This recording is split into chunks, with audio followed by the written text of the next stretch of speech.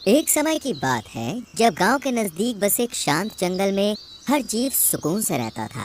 जंगल के नियम और एकता ने उसे एक परिवार की तरह जोड़े रखा था। लेकिन उस दिन सब बदल गया जब गांव से एक बैल जंगल में आया। उसकी चाल और आंखों में बस घमंड ही घमंड झलक रहा था। मीनू मौसी, देखो वो कौन आ रहा है। कितना भारी भरकम और अजीब सा दिखता है। लगता है गांव का बैल है, लेकिन यहाँ जंगल में क्या कर रहा है। उसने तो आते ही चिल्लाना शुरू कर दिया। शायद ये जंगल का राजा बनने का दावा कर रहा है। सुनो, और जंगल के नन्हे और कमजोर जानवरों, गांव का सबसे ताकतवर बैल यहाँ पे आया है। अब से ये जंगल मेरा है। ये क्या हो रहा है? जंगल का राजा बनने के लिए ताकत चाहिए जो मुझ में है। तुम सब कमजोर हो, सिर्फ मेरी ताकत के सामने झुक सकते हो। शेर को बुलाना पड़ेगा, ये तो खतरनाक लगता है। जंगल में इस घमंडी बैल की बातें हर तरफ फैल गईं। जानवर घबराए हुए थे। सभी ने तय किया कि शेर से बात करनी होगी। शेर भाई, जल्दी आइए। गांव से एक बैल आया है और वो यहाँ का राजा बनने का दावा कर रहा है। एक बैल जंगल में? ठीक है, मुझे देखना होगा। शेर जंगल का राजा था, लेकिन उसकी ताकत उसकी बुद्धिमानी और धैर्य में थी। वो जल्दबाजी में फैसला लेने वालों में से नहीं था। राजा कहाँ है? क्या वो मुझसे डरता है? ये बैल तो हद से ज्यादा घमंडी है। इसे समझाने के लिए शेर ही काफी है। मैंने सुना है कि तुम जंगल का राजा बनने आए हो। तुम हो इस जंगल के पुराने राजा। अब समय आ गया है कि ये जंगल एक असली ताकतवर राजा को देखे। ताकतवर राजा? और तुम्हें लगता है कि तुम में वो ताकत है? तुम मुझसे मुकाबला नहीं कर सकते। मैं गांव का सबसे मजबूत बैल हूँ। शेर ने बैल की बातों को सुना और एक पल के लिए सोचा। उसे पता था कि बैल को सबक सिखाना जरूरी है, लेकिन समझदारी से। ठीक है, अगर तुम अपनी ताकत पर इतना भरोसा करते हो तो मैं तुम्हें एक मौका दूंगा। यही तो मैं चाहता हूँ। ये बैल तो शेर से भी लड़ने को तैयार है। शेर ने इसे चुनौती क्यों दी? शेर ने बैल को जंगल की सबसे ऊंची चोटी पर चढ़ने की चुनौती दी कि वहां पहुंचने वाला ही असली राजा कहलाएगा। अगर तुम सच में ताकतवर हो तो चोटी तक पहुंच कर दिखाओ। ये तो बच्चों का खेल है, मैं अभी पहुंच जाता हूँ। शेर ने इसे चोटी पर क्यों भेजा? शायद वो इसे इसकी हद दिखाना चाहता है। बैल ने चुनौती स्वीकार कर ली। वो अकेला ही चोटी की ओर बढ़ा। जानवर उसकी हर चाल को देख रहे थे। देखो, मैं अभी चोटी पर पहुंचकर तुम्हें दिखाऊंगा कि राजा कौन है। चोटी पर क्या होगा? शायद शेर ने कोई योजना बनाई हो। चोटी तक का रास्ता कठिन और खतरनाक था। बैल का आत्मविश्वास हालांकि अभी भी अडिग था। ये पहाड़ कितना ऊंचा है, लेकिन मैं इसे पार कर लूंगा। चलो देखते हैं वो कितनी दूर तक जा सकता है। कभी कभी घमंड खुद को ही खत्म कर देता है। जैसे जैसे बैल ऊपर चढ़ता है उसकी सांसें तेज होने लगी, लेकिन उसका घमंड उसके आगे बढ़ रहा था। क्या ये सही में चोटी तक पहुंच पाएगा? घमंड का अंत हमेशा कठिनाई में होता है। चोटी पर पहुंचना बैल के लिए एक बड़ी चुनौती बन गई थी, लेकिन उसे अब भी अपनी ताकत पर भरोसा था। अगर ये जीत गया तो क्या होगा? उसे खुद ही अपनी कमजोरी का एहसास होगा। पहाड़ की चोटी की ओर बढ़ते हुए बैल का घमंड और हौसला दोनों अपने चरम पर थे। जंगल के सभी जानवर नीचे खड़े होकर उसकी हर हरकत को देख रहे थे। शेर शांत था, लेकिन उसकी आंखों में गहरी योजना की झलक थी। शेर भाई, क्या ये सच में चोटी तक पहुंच जाएगा? इंतजार करो, सच्चाई सामने आएगी। लेकिन ये बैल तो बिना रुके चढ़ता जा रहा है। घमंड ताकत को अंधा बना देता है। असली परीक्षा तो अभी बाकी है। क्या ये है तुम्हारा पहाड़? इसे तो मैं आराम से पार कर लूंगा। रानू, ये बैल तो सच में हिम्मत वाला लगता है। मौसी, हिम्मत और घमंड में फर्क होता है। जैसे जैसे बैल चोटी की ओर बढ़ रहा था, रास्ता और कठिन होता जा रहा था। पत्थर फिसलन भरे थे और हवा ठंडी और तेज थी। ये हवा कुछ खास नहीं, मैं इसे भी पार कर लूंगा। बैल भाई, थोड़ा संभल कर, ये पहाड़ बहुत खतरनाक है। खतरनाक मेरे लिए? अरे तुम सब डरपोक हो, मैं डरना नहीं जानता। उसे बोलने दो, उसकी ताकत जवाब देगी तो घमंड भी टगमगाएगा। थोड़ी देर बाद बैल पहाड़ के आधे रास्ते पर पहुंच गया। उसकी चाल भी धीमे हो गई, लेकिन वो रुकने को तैयार नहीं था। मुझे लगता है कि ये गिर जाएगा। अगर ये गिर गया तो क्या हम उसे बचाएंगे? अभी हमें देखना है कि वो अपनी गलतियों से क्या सीखता है। मैं हार मानने वालों में से नहीं हूँ। मैं चोटी पर पहुँच के दिखाऊंगा। शेर भाई, इसे रोक क्यों नहीं रहे? हर कोई अपने घमंड का परिणाम खुद ही देखता है। जंगल के जानवरों के लिए यह दृश्य किसी रोमांचक नाटक से कम नहीं था।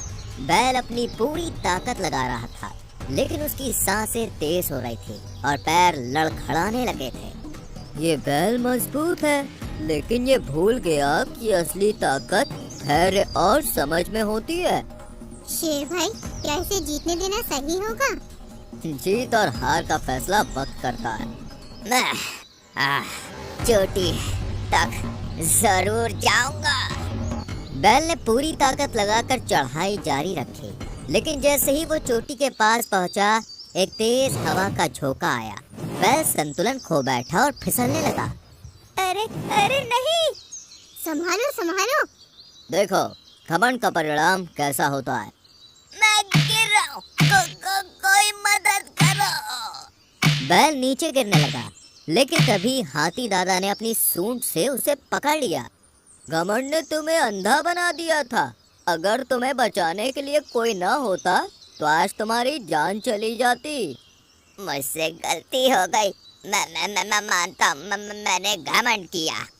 ये जंगल तुम्हारा घमंड सहने के लिए तैयार नहीं है। ताकत होना अच्छी बात है, लेकिन अगर ताकत समझदारी के बिना हो तो वो विनाश लाती है। शेर भाई, आपने इसे सबक सिखाया। हाँ, अब ये बैल जंगल का राजा बनने का सपना नहीं देखेगा। मुझे माफ कर दो, मैं कभी घमंड नहीं करूँगा। घमंड से भरा बैल अब अपनी गलतियों का एहसास कर चुका था। शेर ने उसे जंगल में रहने की इजाजत दी, लेकिन ये शर्त रखी कि वो सबके साथ समान व्यवहार करेगा। याद रखना, ताकत का सही इस्तेमाल ही असली ताकत है। मैं हमेशा याद रखूंगा। जंगल में शांति फिर से लौट आई। बैल ने अपनी गलतियों से सीख ली और बाकी जानवरों ने भी समझ लिया कि असली ताकत घमंड में नहीं बल्कि एकता और समझ में होती है। बैल ने अपनी गलती मानी और शेर के सामने झुक गया, लेकिन क्या घमंड इतनी आसानी से छोड़ देता? बैल अब विनम्र दिखने की कोशिश तो कर रहा था, लेकिन कहीं ना कहीं उसके मन में अभी भी खुद को सबसे ताकतवर मानने की चिंगारी बाकी थी। शेर इस बात को समझ गया था। बैल, अब जब तुमने अपनी गलती मान ली है तो तुम्हें अपनी ताकत का सही इस्तेमाल करना सीखना होगा। मैं तैयार हूँ। शेर भाई, क्या आप इसे फिर से मौका देने वाले हैं?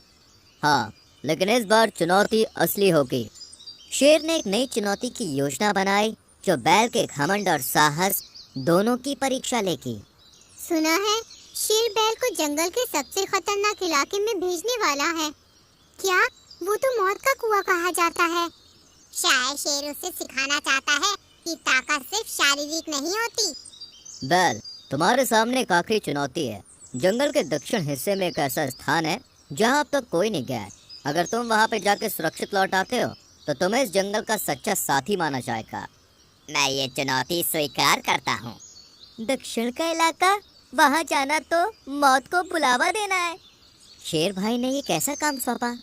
बैल को चुनौती स्वीकार करता देख सभी जानवर चिंतित हो गए, लेकिन बैल ने बिना डरे अपनी यात्रा शुरू की।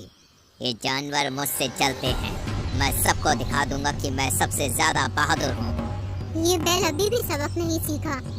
दक्षिण का इलाका बहुत ही घना और भयावह था। वहाँ हर कदम पर खतरा था। बैल ने जैसे ही प्रवेश किया, उसे अजीब सी आवाजें सुनाई देने लगी। ये कैसी आवाज है? अचानक एक जाल जैसा गड्ढा उसके रास्ते में आ गया। बैल ने उसे पार किया, लेकिन उसकी ताकत और आत्मविश्वास अब थोड़ा डगमगाने लगे थे। शेर भाई, ये तो मुश्किल में फंस सकता है। हर किसी को अपने डर और घमंड का सामना खुद करना पड़ता है। मैं इसे भी पार कर लूंगा।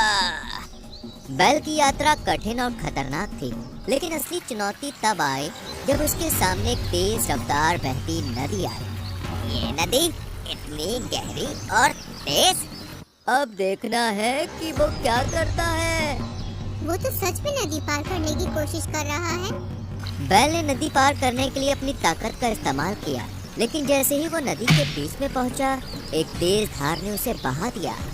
मदद करो, मैं बह रहा हूँ। ब्लैकबर्ड, उड़ो और देखो कि वो कहाँ गया। हाँ शेर भाई। ब्लैकबर्ड ने देखा कि बैल नदी के किनारे एक बड़े पत्थर पर अटका हुआ है। उसकी सारी ताकत खत्म हो चुकी थी और अब उसे मदद की जरूरत थी। कोई मेरी मदद करो। शेर भाई वो जिंदा है, लेकिन बहुत कमजोर हो चुका है। हाथी दादा, चलो उसे बचाने चलते हैं। शेर, हाथी और अन्य कुछ जानवर बैल को बचाने पहुँचे। उन्होंने बैल को नदी से बाहर निकाला। बैल की हालत खराब थी, लेकिन उसकी आंखों में इस बार अहंकार की जगह पश्चाताप झलक रहा था। शेर भाई, मुझे माफ कर दो। मैंने सोचा था कि ताकत ही सब कुछ है, लेकिन आज समझ में आया कि ताकत अकेले कुछ नहीं कर सकती। याद रखो, असली ताकत वो है जो दूसरों के साथ मिलकर काम कर सके। घमंड तुम्हें हमेशा हार की ओर ले जाएगा। ये तो हम शुरू से ही कह रहे थे। उस दिन के बाद से बैल ने जंगल के नियमों का पालन किया। उसने समझ लिया कि घमंड ताकत को भी कमजोर बना देता है। अब वो जंगल के सभी जानवरों का साथी बन गया। बैल अब सच में बदल गया है। हाँ, उसे सही सबक मिला। इस तरह जंगल में फिर से शांति लौट आई। शेर की बुद्धिमानी और जानवरों की एकता ने घमंड को हारने पर मजबूर कर दिया। तो दोस्तों, कैसी लगी आपको हमारी ये कहानी? अगर कहानी अच्छी लगी हो तो वीडियो को लाइक कीजिएगा, चैनल को सब्सक्राइब कीजिएगा और हाँ, कहानी अपने दोस्तों के साथ शेयर करना तो बिल्कुल मत भूलिएगा। मैं आपको मिलूंगी अगले वीडियो में किसी नई कहानी, नई सीख के साथ।